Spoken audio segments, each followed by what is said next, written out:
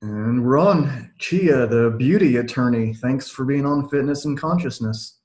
Hi, thanks for the invitation, Ryan, and hi to all your fans and listeners.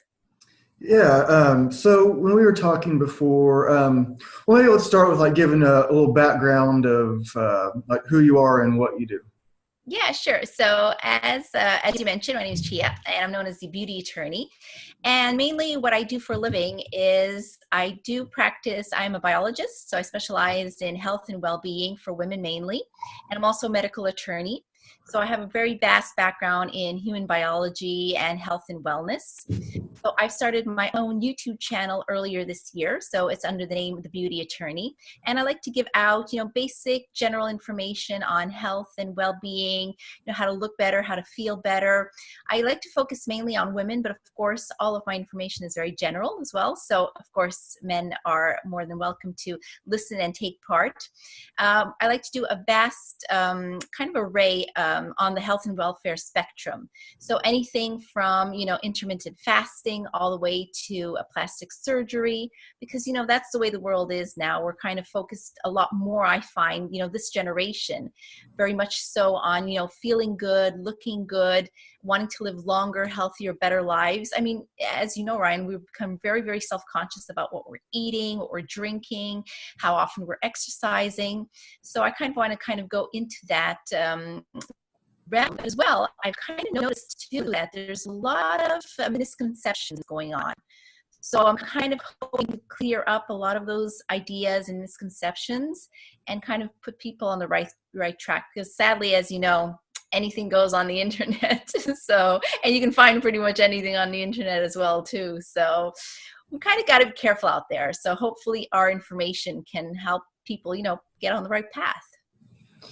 Yeah. One thing that we were talking about was the like detoxing, and Yes. sometimes people will think they go to a hot yoga class and that's detoxing, and Yes. Yes. it's just not. And so, can you Couldn't agree with you more on that point. Yeah, definitely, definitely. Yes, the whole. I think Ryan. Let's just take it one thing at a time. I think the thing is as you know, every few months or every year, there's always some kind of new fad coming out, right? With regards to health and well-being, somebody discovered a new diet. Somebody discovered a new way of exercising. Now it's detoxing. I've been hearing a lot of that, especially like late last year and early this year. I'm sure you're well aware of the whole, ingesting charcoal-based products for detoxing. And yeah, like you mentioned, hot yoga and all kinds of stuff that, people think will kind of eliminate the toxins in your body. And I kind of want to set the record straight on that because obviously I'd love to hear your feedback on that and what I really feel. And I think we kind of share the same opinions that per se, we don't really believe in detoxing because, I think there's a misconception on what people assume is a detox. And if you'll allow me just to kind of like quickly go over that, and I can kind of tell you, kind of what pros and the cons are from a whole scientific and biological background. What is this whole idea of detoxing, right? So it kind of came about when, people are starting to want to kind of eat cleanly and healthily and kind of rid the body of what they deem to be toxins, right? So first and foremost, I want to say, our body is a fantastically well-formed machine, all right? We can definitely take care of ourselves by ourselves. And sometimes we don't necessarily need to add on any extra, work or things to our body in order to get to that stage. So when people say, well, I'm going for a detox, I'm going to do, let's say, like you mentioned, hot yoga, or I'm going to go for a colon cleanse, or I'm going to drink, 4 liters of charcoal water and or just green tea for a week, I think people have this misconception that by kind of like limiting what you're ingesting, you're going to clear out your system somehow. And that's mainly a falsity because, our bodies have wonderful organs that do it for us. We have our liver, we have our kidneys, and our blood system is a fantastic mechanism that works all together in order to detox what's bad. And I think what people may be doing to themselves, and this is really the fear I want to put out there, and not to scaremonger or anything, but I just want people to be aware that sometimes doing things that we assume is good for ourselves may actually produce the contrary effect and could actually make us sicker. So when I hear people saying, I'm just going to go on a green tea detox for 7 days straight and just ingest only green tea, no, I highly don't recommend that, not just a question of that green tea isn't healthy. It's just that's not the only nutrient your body needs. Your body needs to survive on a lot more vitamins and minerals and proteins and fats. So that's not exactly detoxing yourself. All you're going to do is just, kind of just empty yourself out. You may lose a little bit of weight, which will be mostly water in the very beginning. And then you'll just start ingesting regular food again. And perhaps, with a more voracious appetite, which may end up making you gain more weight, or give you, very severe stomach cramps or bloating, or having problems going to the bathroom, as well as ingesting things like charcoal. Now, everybody knows that it's not harmful to the human, but of course, we don't know its long-term effects of long-term ingestion. So again, this whole thing, or this infamous, colon cleansing, where people literally go to see somebody to have water shot up their backside and having their excess waste eliminated through suction. This, and I'm going to be very honest with you, is considered a highly not effective and can be somewhat of a dangerous practice. Because obviously, water is not meant to go up there, and people have been doing it, ever since they've heard Oprah said she was doing it, and it's something that is definitely not recommended. So first and foremost, I want to really make sure people understand that our bodies do not necessarily need detoxing. Okay. Detoxing is just a way of for major corporations that sell these detox products like these teas or this charcoal water or the services like the cleansing, etc., or the hot yoga, to say, well, by eliminating through sweat, through urine, and just kind of like emptying yourself out, you will be detoxed, which is basically a falsity. And I'm sure, Ryan, you have your own opinions on that, and I'm happy to share and exchange that with you. Yeah. So how do you feel about it? Yeah, I don't have anywhere near the science background that you have, but from studying this stuff for a long time, to just think like, and I've been wrong about a bunch of stuff in my life, and so it's not like, but I have all the answers, and my current mindset is like perfectly suited to talk about everything I'm interested in. But like, to me, it's like, you just do not, when you sweat, you're sweating out like minerals. It's like mostly like water and salt. Yeah. And like, from what I was reading, it was like, you might sweat out some toxins, but it's like a 1% of 1% of what you might take in, something like that. Yeah, absolutely. So there might be something, but it's nowhere close to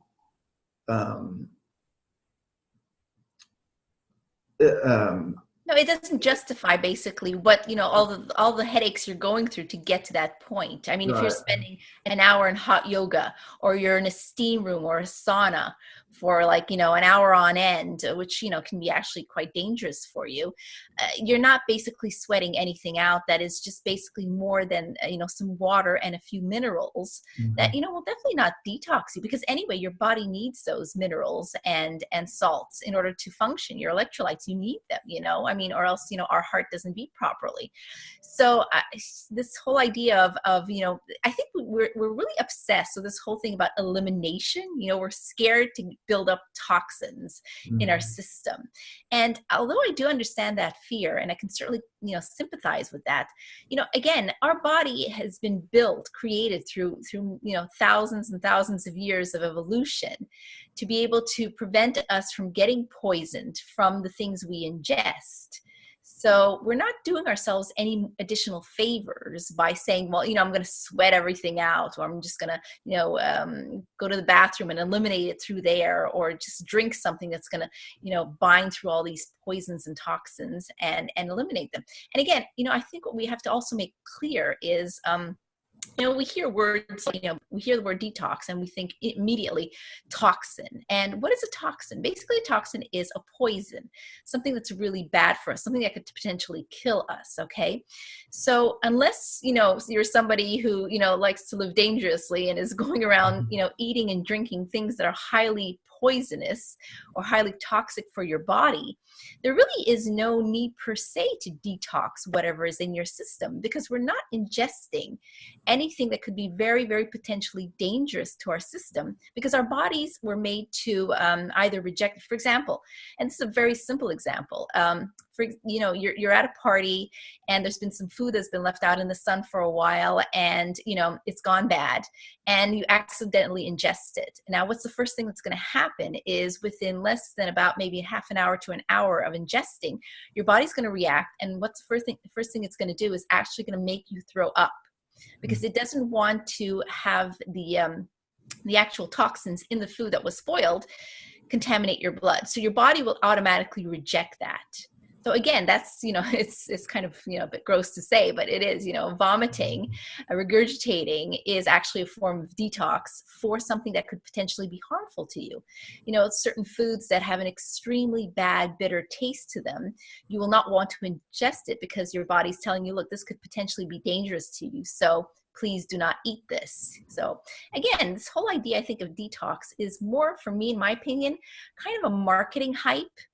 It's kind of made and created and emphasized, and I use the word strongly, emphasized by the manufacturers of these detox products, health companies, even food manufacturers, that are coming on board to this whole eat clean and eat healthily type thing. So it's kind of promoted as something to avoid. Let's detox ourselves so we'd be healthier and better. But in the end, it's just publicity and it's just marketing. So I think you have to be really careful about that. This whole, detox diets and this whole detox regime, take it with a grain of salt. If you want to have a detox tea, after your meal, hey, go for it. Maybe you want to, satisfy your thirst with a bottle of water, charcoal, or whatever, have fun, go ahead. Obviously we're not here to, forbid or tell everybody don't do this and don't do that. But I think you have to also take it with a grain of salt. And perhaps we can also follow through, Ryan, because you mentioned to me, you're into veganism and you're following that. And that could be considered actually a detox diet, when you're eliminating all forms of animal protein and, looking for plant-based alternatives. And let me ask you the question then, do you feel that you're kind of following yourself indirectly a kind of detox diet by eating only plant-based proteins, etc., and eliminating all animal-based proteins? I don't really think of it as detoxing, or even like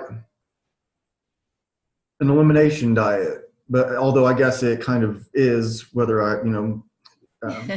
but I quit eating meat when I was 15. So I went vegetarian when I was 15. I'm 39 now. And about half this time I've been vegan, including like the last 6 years. And then before then it was like either vegetarian or vegan, on and off. But no meat at all since I was 15. But I just think of it as like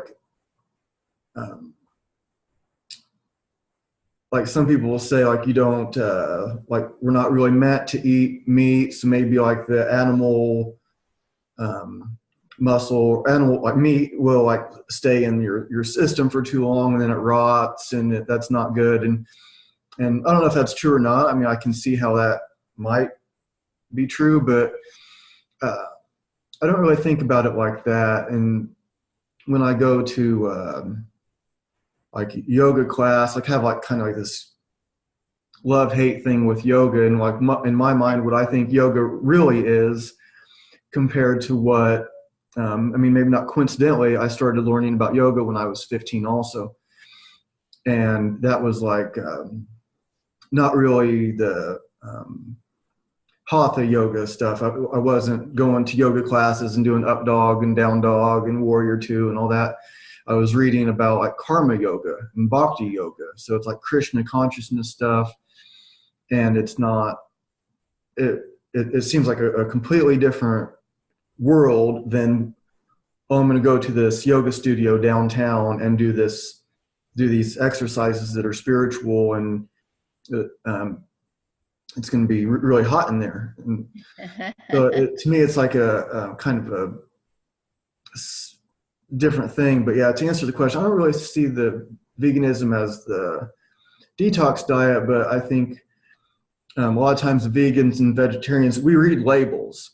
So if you're really if you're a strict vegan and vegetarian, you read every single label.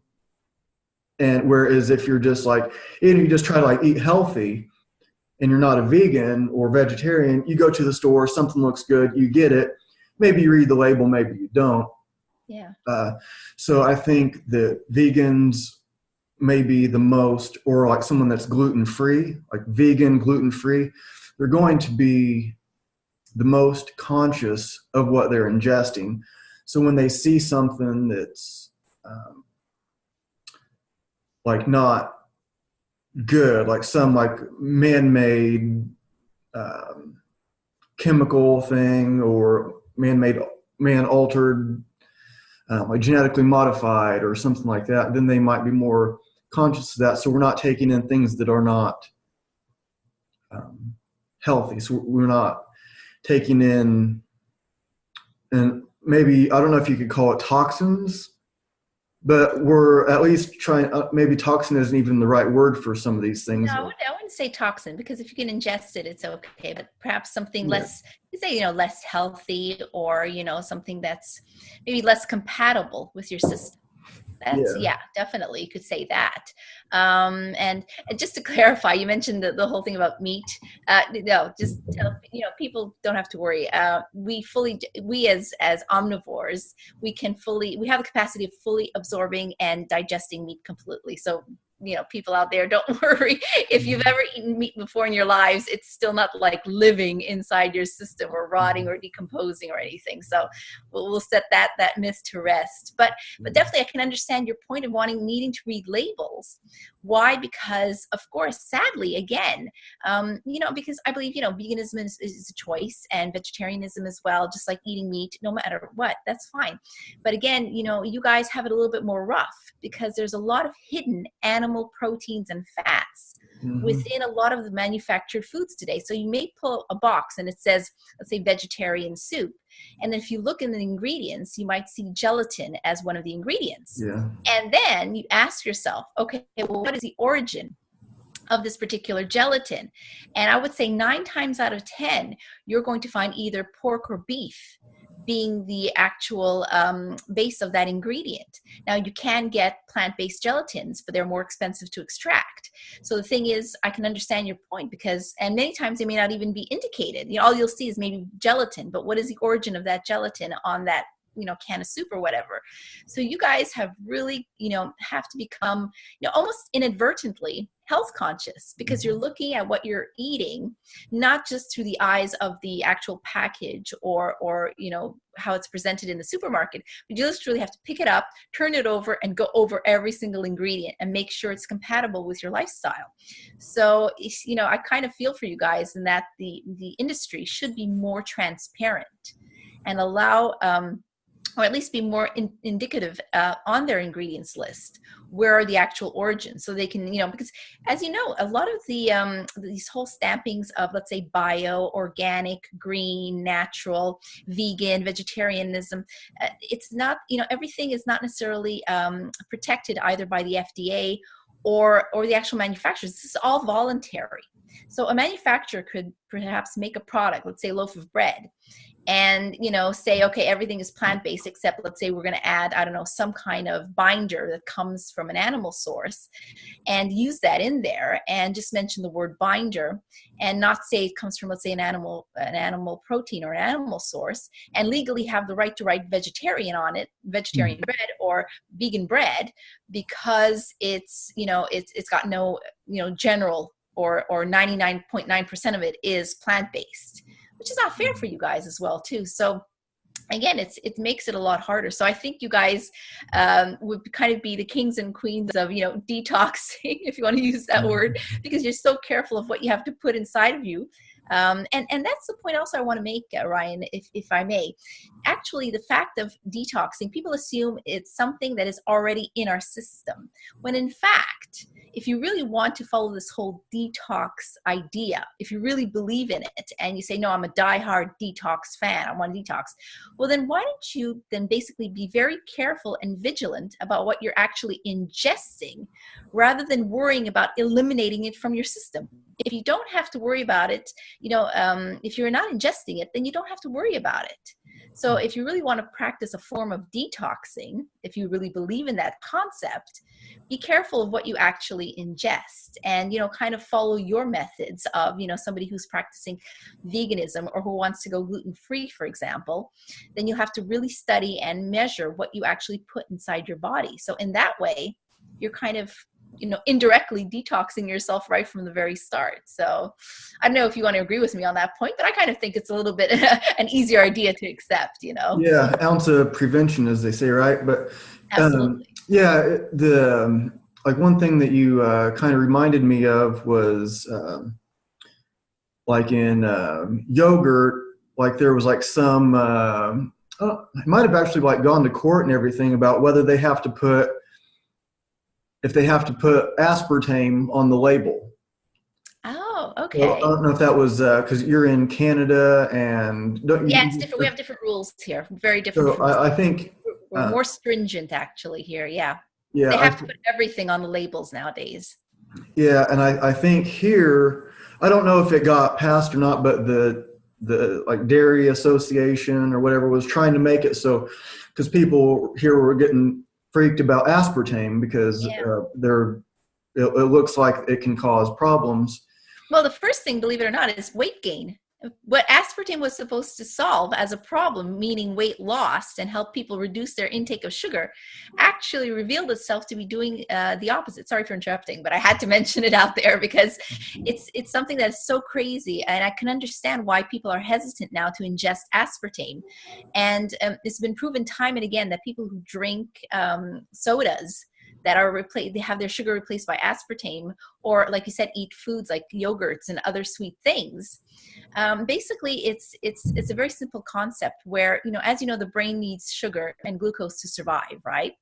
So just quickly, and I'll let you continue on with your story. The way it works with aspartame is that, very simply, is that if you ingest something with sugar, which means it converts very quickly into glucose in your system, it goes straight to your brain, and your brain is saying, okay, now I can function properly. All my organs will function properly. I can make my human host function properly because I'm getting the glucose I need, because it's actually incorporated in the actual drink or food you just ate. Now, when people did the same thing with aspartame, your brain is saying, okay, I'm registering the taste of glucose, okay? But it's waiting and waiting and waiting for the glucose to get there, but it's not. And the brain is saying, well, how can I maintain my human host? I'm not getting the glucose I need. So I need to eat something else or something more because I'm not getting what I need. So what happens is literally the opposite. You end up eating more because your brain is craving it. So totally understand your point, but please continue your story now. Yeah, something that because it looks like it's would you call it a neurotoxin, because people see where like aspartame could be called a neurotoxin, like or it causes like maybe like cancerous growths in like rat studies, or In high doses, yes. In very high doses, it was proven that, yes. yeah. And there's maybe it kind of gets into the conspiracy thing, but sometimes conspiracies are true. but there was something like Donald Rumsfeld. Do you know who he is? Yeah. We get to hear some stuff here in Okay. Canada. Yeah, you're right next door, so I'm sure your name pops up sometime. Oh yeah. And it was not like the FDA said, no, we're not passing this. It's a neurotoxin. This is bad for you. And then he gets into the White House, gets into like whatever position that was, and he became like a big owner of aspartame, something about I forget all the details, but anybody can Google it. Rumsfeld aspartame, and this whole can of worms opens up. So he had basically a vested interest. Yes. That's saying, yeah. And Okay. then all of a sudden, okay, maybe it's not so bad because because money. So this is bad for everybody, but if you give me $1 billion, it's probably not. So there seems to be some kind of connection there. But do you see it as you said it can cause in high doses? So if are people like, maybe I would be very sensitive to it, and maybe you're not really at all. Is there like a range of who would be sensitive to this and who it would cause problems for? Well, in general, that's the thing. The thing is when aspartame came onto the market, it was hailed as, the savior. Because let's be honest, a lot of, medical technology, medical research, and even in the food industry, we always have good intentions, okay? We always want to make things that are better and healthier for people. Yes, there's always money concerns and involvement, and there will be, vested interests, as we mentioned before. But in general, I do believe that, big pharma and the big food industries are not there to produce foods that will just, basically kill us all off. But in the end, there can be some good things. Now, the idea behind aspartame and other sugar replacements was, as I mentioned before, it was to help prevent, because as you know, obesity and diabetes is a huge epidemic, not only in the States, but in the majority parts of, all Western and modern worlds today, in Europe, in South America, in Australia, parts of Africa. It's, sugar is deemed, the devil of the industry. And as much as we enjoy it in all our foods and it's omnipresent everywhere, it is something that we need to seriously cut down on. And aspartame was hailed as, the next generation of non-sugar sugars, if you will. Mm-hmm. So the idea behind it was fantastic. It was basically a molecule that tasted exactly like sugar. It gave you the sweet sensation you wanted without necessarily giving you all the bad side effects that went along with it, i.e., the higher glucose level in your bloods that is dangerous for diabetes, and the fact that, sugar eventually, if it's not spent in your system, the glucose turns eventually into fat. So again, then tackling the idea of obesity. So the links of sugar with diabetes and obesity would have been, practically solved by just replacing everything with aspartame. But again, we have to remember that aspartame is a man-made product, and we don't know fully its full effects until we literally practice with that particular product over time. And aspartame was created, quite a few, I would say at least a couple decades ago, if not more. So we got a chance now to have at least, maybe 15 to 20 years of research done on this post-aspartame discovery to find out that, yes, in the end, in very high doses, when injected into rats, on a regular basis, can cause, potentially cancerous tumors. And as I mentioned before, with my little story, the whole idea of the brain not associating the actual glucose intake with the taste of aspartame, meaning that, the whole idea and principle of decreasing obesity actually makes the opposite effect and actually makes people a lot fatter. So if you're drinking your Diet Coke or your Diet Pepsi or whatever, in the end, you're not saving yourself from becoming larger and fatter. You're actually doing the opposite. Your brain is going to continuously crave more food because you're not giving it through your drinks. You're giving it, you're going to need to search for real sugar elsewhere and, double up your intake and dosage. So is aspartame something I would really recommend? To be honest, me personally, I don't really like the aftertaste of it. I've tasted products like yogurts and soda pops and stuff with aspartame. And I particularly don't like the flavor because I find it leaves kind of a slightly bitter aftertaste in my mouth. Now, I don't know if that's with everybody, but that's my opinion. And as well, I'm not so keen on, kind of replacing one bad thing with something that is not necessarily, as good anymore. Now that we know more about aspartame, now that we know its potential side effects, general side effects of, weight gain and potentially causing harm, it's not something I recommend. I know we're coming up with other alternatives like, agave syrups and sugars, for example, or other natural sugars like maple syrup and other natural dark honeys, for example. And I truly believe as one that, rather than having something that is completely man-made or artificial replace something that is natural in our foods, why not just lower the dosage or find something natural that can be used in a lesser dosage in our foods? So again, I mentioned agave or maple syrup or molasses. You can sweeten foods with these particular sugars. And yes, I agree. I hear all the, anti-sugar people in the back there screaming, hey, agave is just as sweet and has calories and it's sugar, honey the same, maple syrup the same, molasses the same. Yes. But in molasses and maple syrup, for example, in agave, you have extra nutrients like certain forms of minerals that are not found in plain, basic, refined white sugar. So I prone more a natural alternative rather than an artificial or man-made one. So, and again, it's always a question of common sense. If you're a person who likes their coffee sweetened, rather than taking 3 packs of white sugar and, processed white sugar and dumping them in your coffee, why not take, a little teaspoon of honey instead? You'll get this wonderful sweet taste. It's more natural and it's a lot better for you. So again, moderation in everything. I personally think it's a lot better.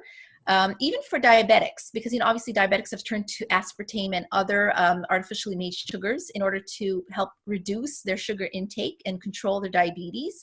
But again, I think with a lot of common sense, diabetics, if you burn off the sugar, your insulin levels will go back to their normal state. So you can compensate. You can have a little bit of sugar, for example, but as long as you are conscious of taking your medications or your insulin or exercising, you can help control that. So if in essence your question is, do I promote aspartame or any other, artificial sugars? I personally don't. I don't think it's a good viable alternative, especially with what we know today. And, I think there are so many better choices out there that we could make, taking a natural fruit instead, a natural sweet fruit like a banana, for example, or a mango is a lot healthier and better for you. So again, but always in moderation. If you're somebody who cannot ingest a lot of sugar, just don't. If you want your soft drink, just either, rather than drinking, 5 liters a day of Diet Coke, just take, one little, can of regular Coke, for example, and satisfy your craving there. There's so many different ways to do it. That's just my humble opinion. Yeah, and you mentioned, the brain thinks it's going to be getting its dose of glucose because it's fuel. Yeah, exactly. So,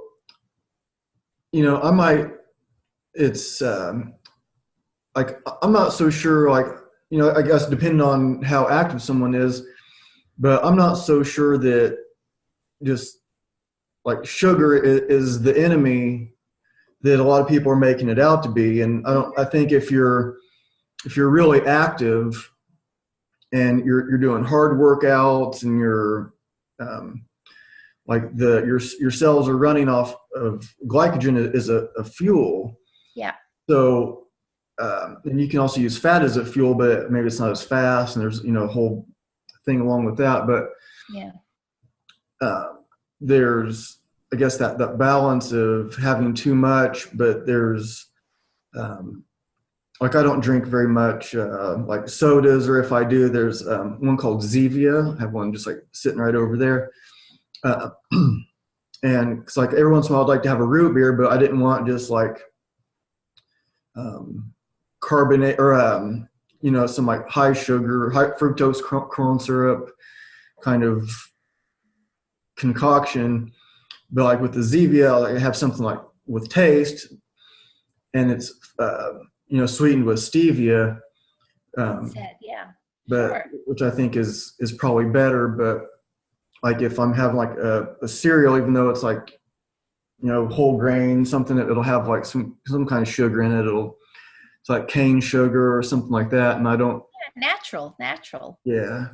Yeah, no, no, Um, and just to mention, you mentioned high fructose corn syrup. In Canada it's banned. We're not allowed. Actually, the manufacturers, and the funny part is, the same manufacturers that are allowed to produce the foods containing that ingredient in the U.S. are not allowed to put those ingredients here in Canada.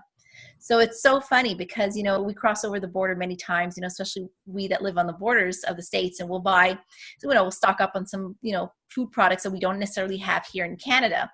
And, we'll see a lot of the times this ingredient, and it's really a terrible ingredient. And I think people, rather than worrying about, other types of ingredients, I mean, this is really something that's really bad and promotes a lot of obesity and diabetes in the world, is high fructose, high glucose corn syrup.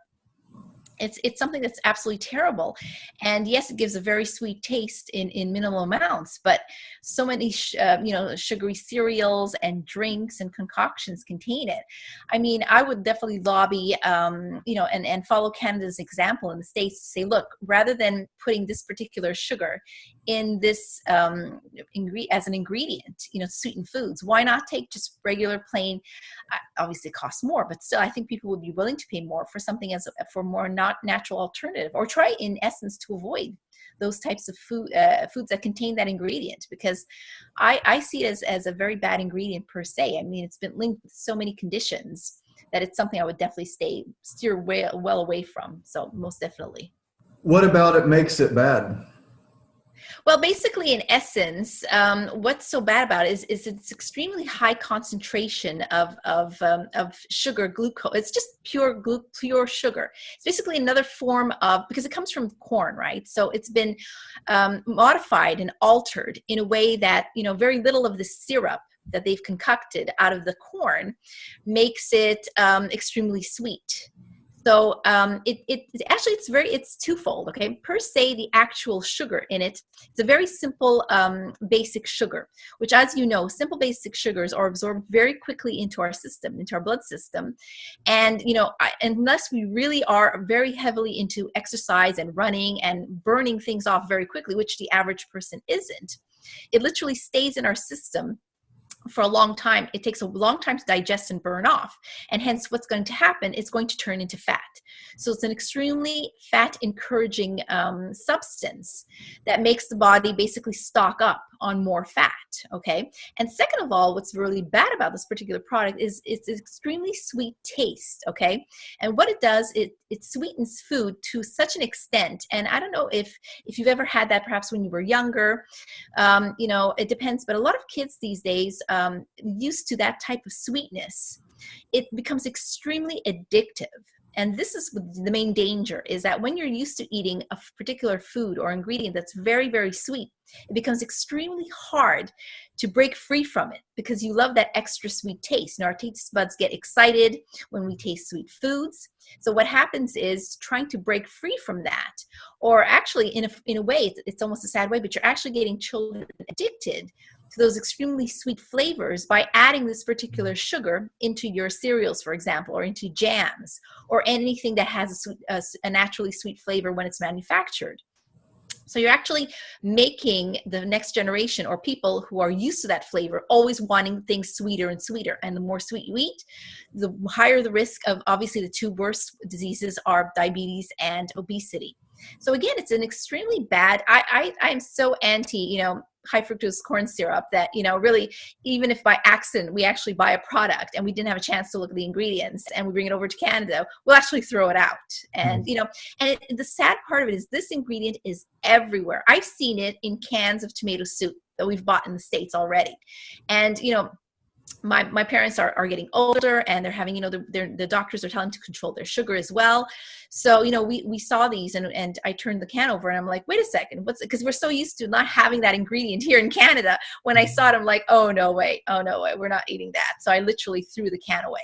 It sounds like a terrible, wasteful thing to do, but it's actually, I personally consider that almost like a poison, in the sense that it's really bad for you. So I tell people out there, I'd rather see literally just white, plain, refined sugar as an ingredient, rather than seeing this high fructose corn syrup, because it's a very nasty form of modified sugar, and I certainly don't recommend that. So, keep away from it, Ryan, and definitely try to tell people out there to stay away from this particular ingredient. It's nasty. Yeah, it's amazing how it can sneak into everything, and God, it's crazy. yeah, and like you were talking before about like food labels not really meaning anything legally. So something can say natural, Yeah. but natural doesn't really have it doesn't mean anything.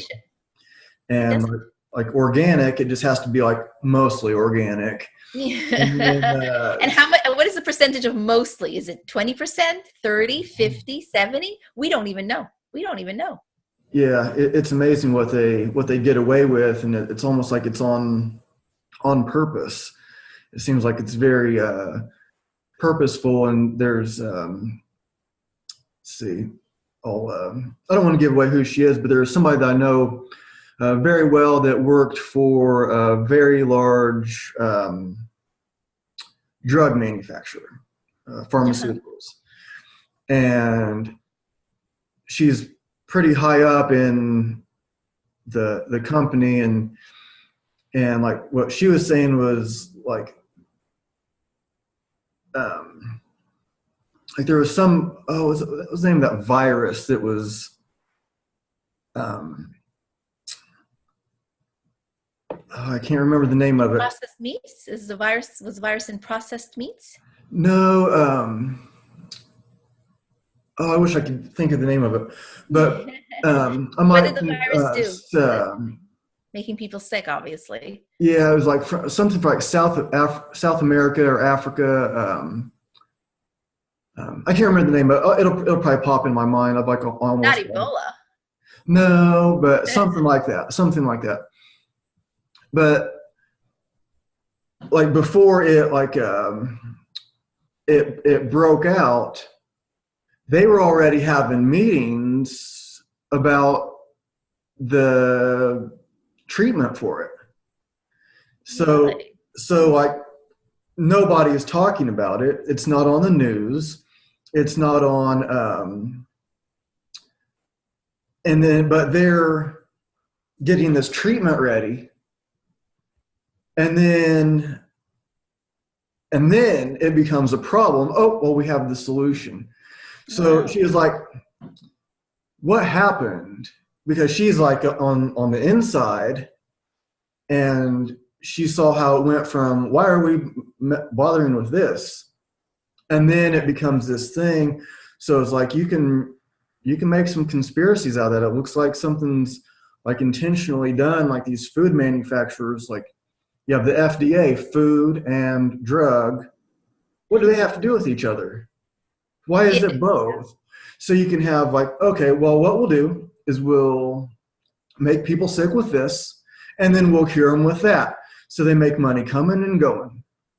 So it's very easy to kind of like maybe that's putting together dots that don't really go together, but it sure seems like the cigarette companies making the nicotine patch.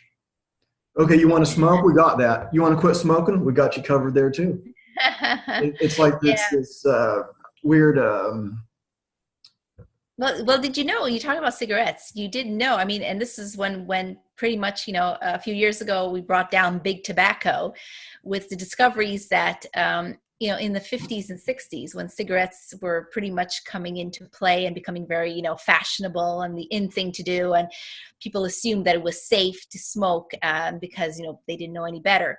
Mm-hmm. But that they actually had tested, there was a story. Now, whether it's true or not, I'm not sure. But what I heard was they actually tested nicotine levels first in monkeys and chimpanzees by injecting a certain amount of nicotine into their system, and then seeing how far or how much the monkey would react in terms of how much did they want to have additional nicotine during their day.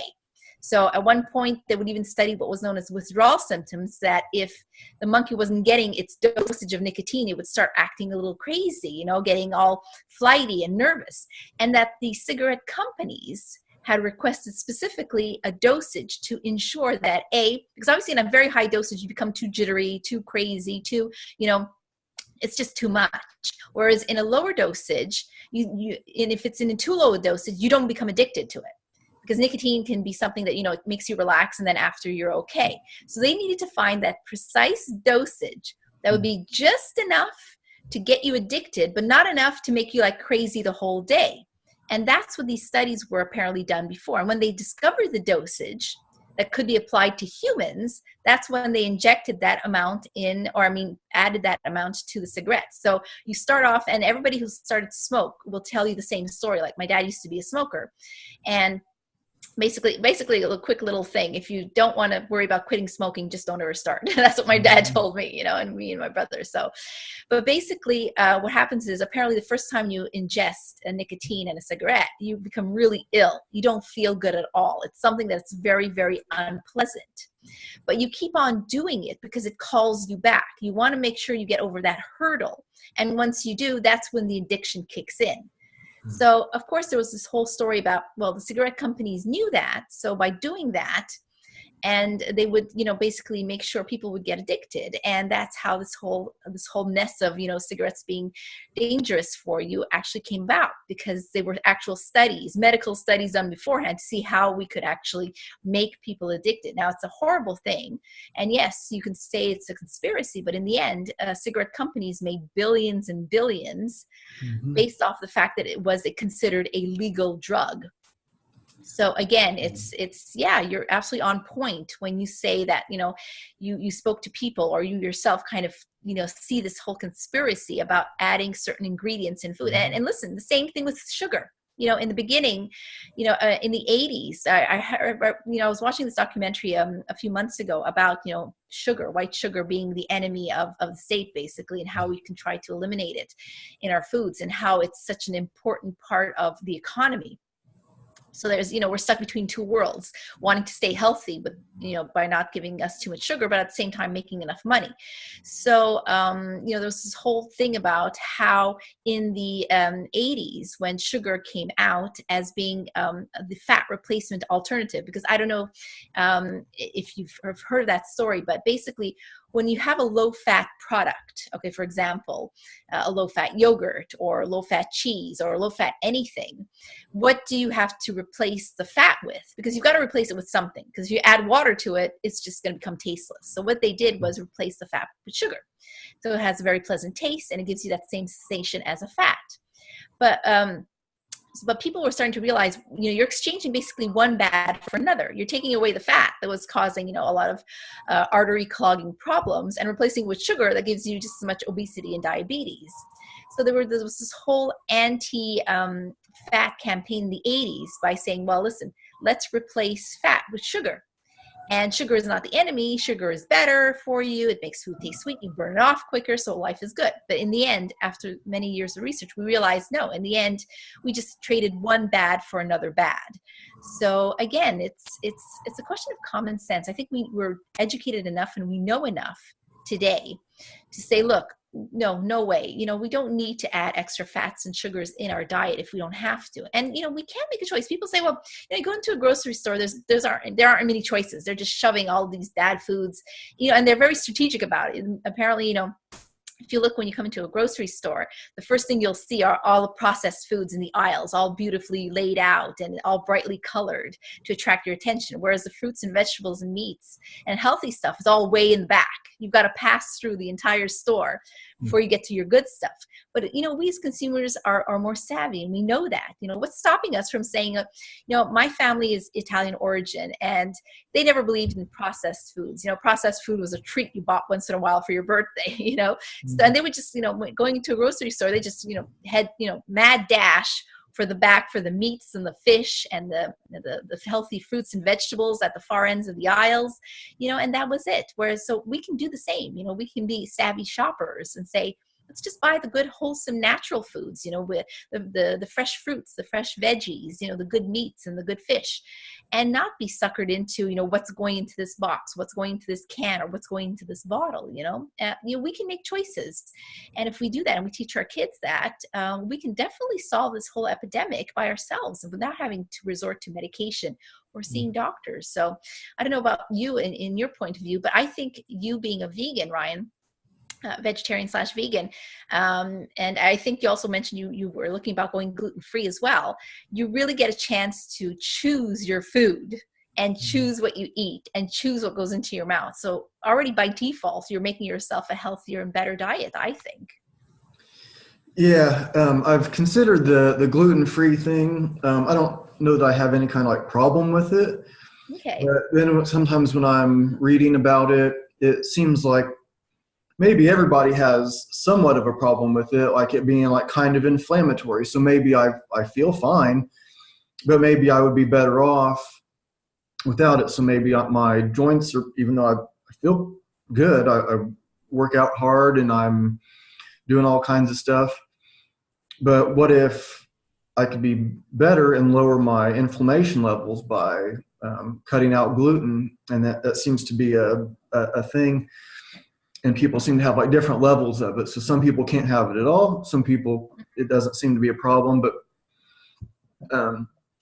yeah, those with celiac disease obviously have to avoid gluten because it does cause a lot of inflammation in your stomach, and you are very you're very inflamed down there, and you get constant pains. So of course, if anybody around you suffers celiac, you obviously have to go always take what we say with a grain of salt. Speak to your doctor, speak to your medical professional. But if you are recommended to not eat gluten, of course, go for it. Now, our system, I think just a quick recap, of course, our systems have been, because we've been eating wheat-based products for about maybe 10,000 years or so. So there are certain humans on this planet that have been able to adapt to the gluten in our system. We have had genetic modifications throughout our existence to accept gluten and to digest it. But of course, as with everything in nature, there are certain people that have not had this modification given to them, and they cannot easily digest gluten. So of course, it causes problems and bloating, and it could go, as mentioned, anything from extremely severe, i.e. celiac disease, to very, very mild sensations of bloat. Sometimes, you'll eat maybe a bowl of pasta or a pizza and say, oh, I'm feeling really unusually bloated. So that could be the effect of the gluten in your system. That's, kind of, just not agreeing with you 100%. It may agree with you maybe 98%, 95%, but it gives you enough, to say, well, I'm not, super comfortable. Whereas some people, hey, they could chow down on pasta and pizza and, like nothing. So again, I think you have to listen to your body first and foremost, and, try it out. I mean, have you started the gluten-free thing or not yet? No, I haven't bothered with it yet. I just think about it sometimes, and I don't, like I said, I don't feel any problem. But then, so I just wonder about like the inflammation, even like in the brain. So how can I tell if it causes a little inflammation in my brain? And like some of the people that I've talked to, like I had a guest, her name's Amanda Bossy, and she had, or maybe even has, but had severe Tourette's. Like her tics were so bad, she broke her own nose. Oh boy. She would punch herself in the ear really hard, messed her ear up, bite her tongue real hard, and she was on over 30 medications from the time she was a teenager. I think her symptoms started in junior high. And then I think she's like 26 now, 25, 26 now. I think when she was about, I forget the age exactly. She was on the podcast a few weeks ago. She, in her like late teens, she decided to get off of all the medications. And just with her, like the way she kind of put it was, controlled her brain with her mind, was kind of how she was thinking of it. because they even had her on a nicotine patch. She never smoked, Wow. but she's on, I guess they ran out of other ideas. So they decided to put her on and she was in like a mental hospital and just like all kinds of like just really like almost treated her um, like it was her, like she was being punished for having this problem. And so she just decided to take control of it herself, quit all the medications. And like when I met her the first time, we met at a Starbucks and we talked for like 2.5 hours. And if we weren't talking about this, because we just met like the day before her podcast, you would never know that she had it. Yeah. And she had it severe. Yeah. And so like of all the people that have Tourette's, I think she's like 1 out of 5 you could call severe. And she was like, one of the worst cases. Yeah. And she's the only case that she knows of that went off all the medications and managed it herself and to have it become unnoticeable. There's no other known case of that. And one of the things that she was doing was like watching her diet. And when she is telling me like what she eliminated, I was like, oh, it seems like you went on an anti-inflammatory diet. And she's like, oh, I didn't really think about it like that. She was just thinking, okay, I can't eat this and I can't eat that. But to me, it's like, oh, it sounds like anti-inflammatory. So, and like gluten was one of those things. And so I'm thinking, okay, well, she had it like in this extreme case.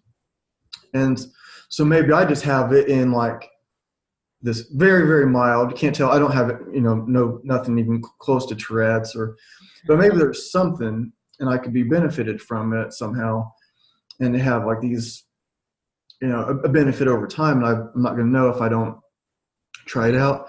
But you're also mentioning replacing the fat with sugar. And then it seemed like fat and cholesterol were talked about like they were like this enemy. And now it's more like, oh, actually you need it. And your brain is made out of this stuff. Yeah. And so like stuff with like Parkinson's disease, I guess there was a link with, okay, so when they were going like yogurt, like making it like low fat and they're adding aspartame or whatever, or they're adding sugar, they're like something about like the low fat. Well, if you don't have the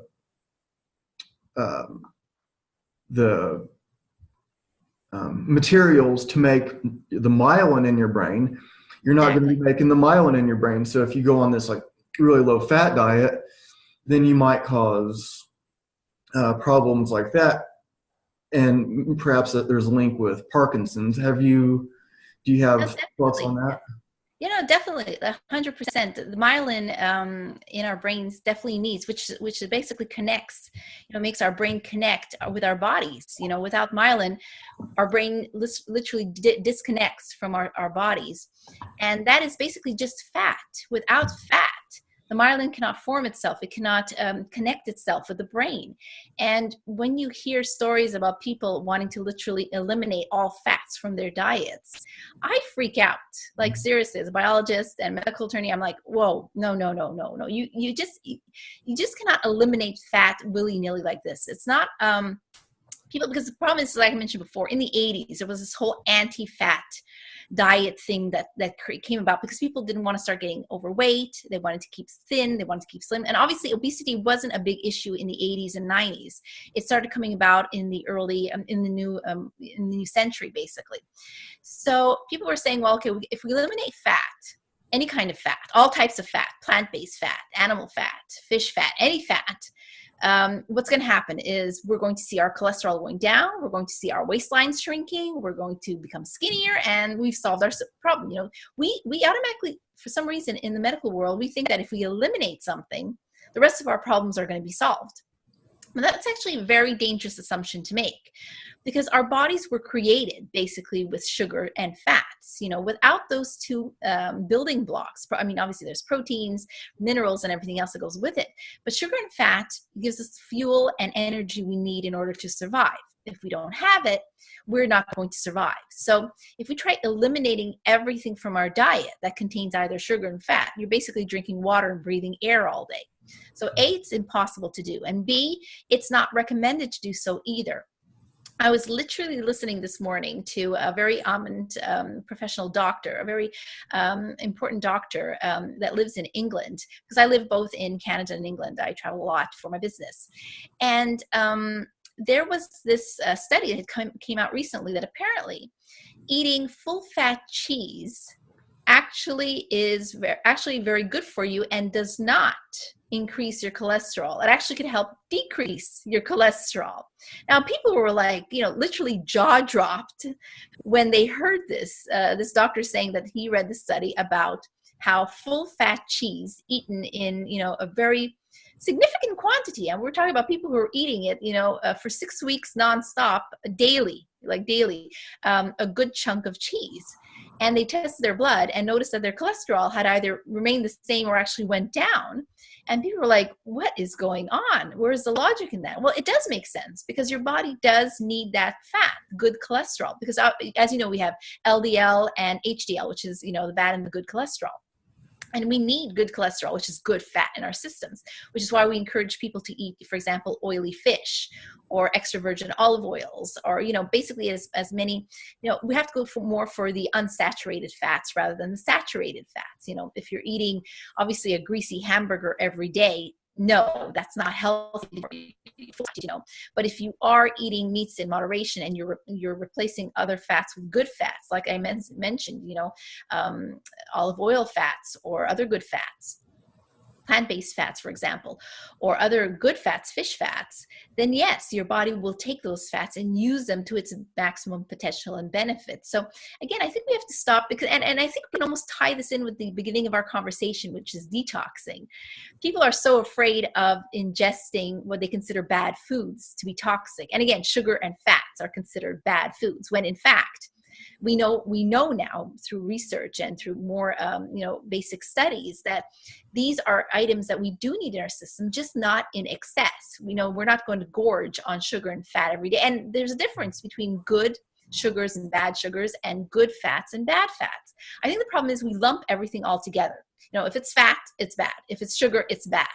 But that's not true. Okay. The fact of the matter is there is good sugar, the good sugar found in fruits that help our system, as well as the good fats found in foods that help our system too. So we have to know the difference between opening a bag of potato chips, for example, and actually, cooking up or roasting up or boiling a potato and adding, a spoonful of extra virgin olive oil to it with spices and eating that. It's both a potato, basically. It's both, the same starchy food. One's been fried in, God knows what oil, and the other is a good oil for you. So again, it's a question of making the proper choices. And if you want to detox yourself, well, then don't eat the bag of potato chips, obviously. And instead, just go for the roasted potatoes that have been drenched or drizzled in olive oil, for example. And there you go. It's as simple as that. And I think if we take the time to do it, then I think we wouldn't have to worry so much about our health and well-being, as much as we do now, and being stuck popping all kinds of medications and pills that, we were not meant to take any time in the first place. So again, my 2 cents on that one. Yeah, makes sense. We've been going for about an hour here now. I'm about out of time flies when you're having fun. Yeah, I could talk about this stuff for a long time, but is there anything we haven't touched on that you were wanting to get into today? Well, I mean, we could talk so much about, we talked about detoxing and good and bad foods, and hopefully one day, if we could do this again, we could definitely talk about, because we could start, spinning everything into different conversations that all kind of lead from, that organically come from the same thing. So we're talking about detoxing good and bad foods, and then talk eventually about different types of diets. We touched on veganism, vegetarianism, maybe talk eventually about things like, the whole keto diet that's been a big fad now, that's really in, intermittent fasting, that's something that, a lot of people don't have a lot of information on, and there's a lot of false information on. on, different types of diets that are helping to, yes, in a way we want to control our weight gains and our weight loss, but at the same time, are we doing it the right way? So perhaps in another, if we have another opportunity to do this again, we can touch on specific diets, because I could spend we could spend another, easily 3-4 hours just discussing different diets and the good, the pros and the cons of that. So I think it's just, in essence, what I want to leave with for everybody today is basically really sitting down with yourself and taking the time to make better choices for yourself. I think we're so into, wanting instant gratification and saying, you know what, if I buy this food that was created by this company to give me this result, if I eat that, my problems are going to be solved. And that is a falsity. That's something that's wrong. And I'll take the example of what we touched on from the beginning, this whole idea of detoxing, okay? If I drink this green tea that's supposed to be detox, I'm going to solve all my problems because all of the bad that's inside me will become eliminated. And again, that's not, there's no such thing as a quick, easy fix. It just doesn't work that way, okay? If you really want to detox your body, I recommend, again, choosing the proper diet to do so. Now, whether it's becoming a vegan, a vegetarian, or eating a plethora of foods, still saying being an omnivore, but choosing, fresh, wholesome foods, or what we call real foods, like the real basic food, a food that you actually pick from the ground and you have to literally wash it, clean it, and cut it yourself, rather than finding it in a box.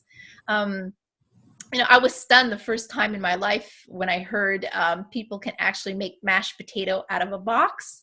And I was like, sorry, but in my house, we always had to usually have a real potato to do that, and it's like, really? That's a thing?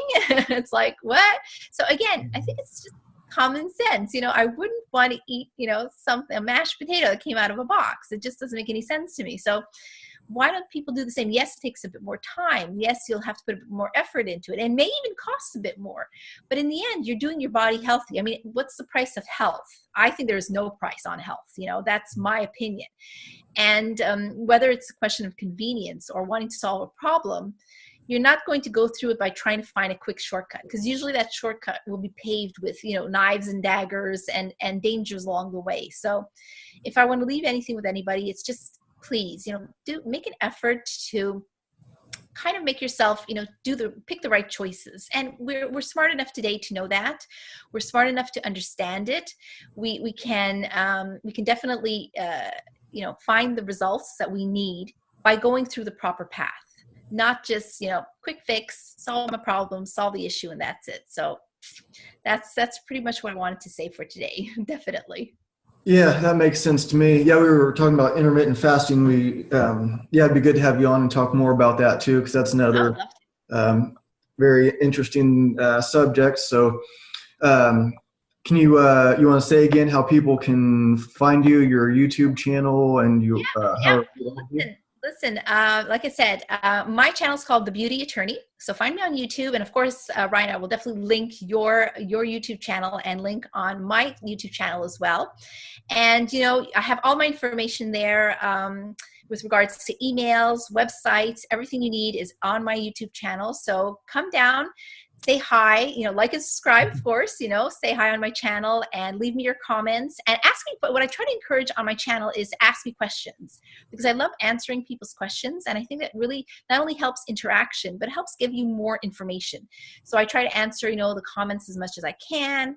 I try to be present for everybody. So definitely come and see me on YouTube. And most definitely we'll be, interacting with one another, and give me ideas as well, because I talk about a plethora of things as you do on your channel, and kind of always to do with health and well-being. So I'm always looking for new subjects and new interactions to do and new questions to answer. So please feel free and come down and give us a holler, and like and subscribe, definitely. All right. Well, thanks again for coming on, and I will have a link to your channel from mine on YouTube, and so I will go ahead and stop the recording, and I'll talk to you for just a second when we're done. Okay. Bye, guys.